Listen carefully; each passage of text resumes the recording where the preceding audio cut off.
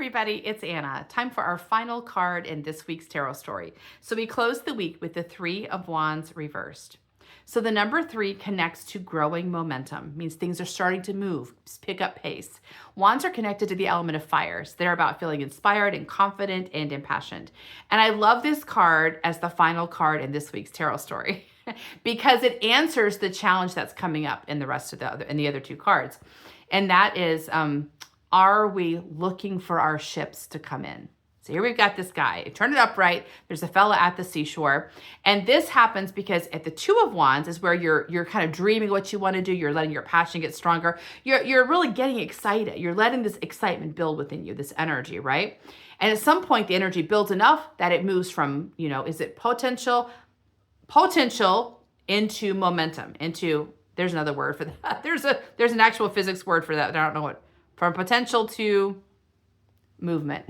Okay, that and the momentum is now built up high enough that you move from potential to action, right? But not only you, the universe is responding as well. It's been reading your passion. It's been getting excited. It's been gearing up too. So when you move, the universe moves. And that's these ships. These ships are coming in because you've been sending out a signal.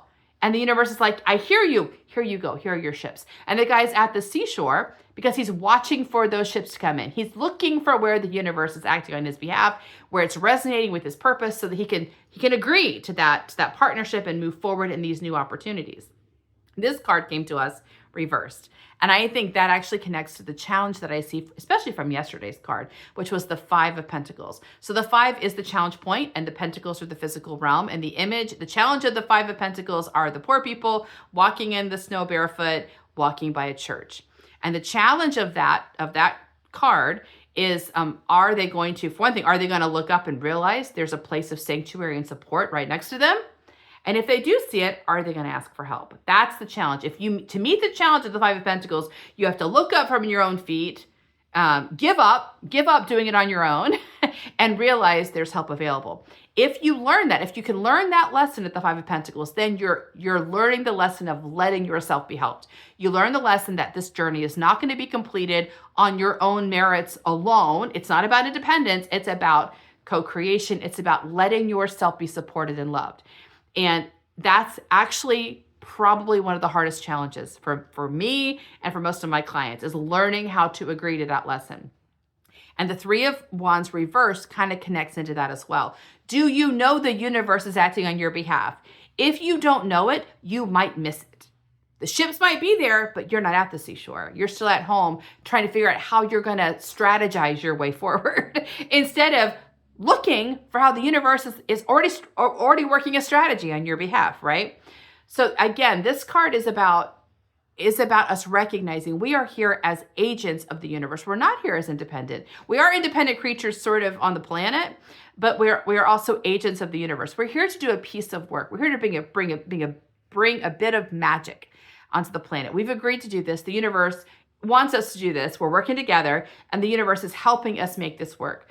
And if you tell the story in such a way that you're supposed to be independent, you're doing it on your own, you will lose all of this resource and you won't be able to complete your work. Your impact on the world will be less than it might be, and your sense of satisfaction will be less than it could be. So, it's overall not much fun.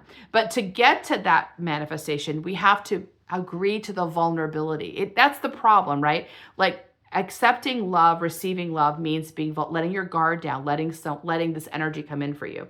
And the mind on the physical plane has learned this is not a safe world. It's learned those lessons. All of us learn those lessons. It's also kind of in the DNA of being a creature on the planet, is that you're trying to survive. And surviving means you don't let anybody into your cave, right? But this is the opposite lesson. You have to let in something into your cave. You have to come out of your cave and let yourself be loved. You have to take the risk of being loved. And if you're willing to take that risk, you discover you've got a partner in the universe, and you're able to do really amazing things. If you don't take the risk in the 5 of Pentacles, you end up going backwards in the trajectory. And here you miss your ships. So, it's a lesson all of us have to figure out what we're going to do with and what we're ready for. So I think that's a great way to end the tarot story with the question, are you ready to go to the seashore and see what the universe has in mind or not? That's our tarot story this week. See you next time. Bye.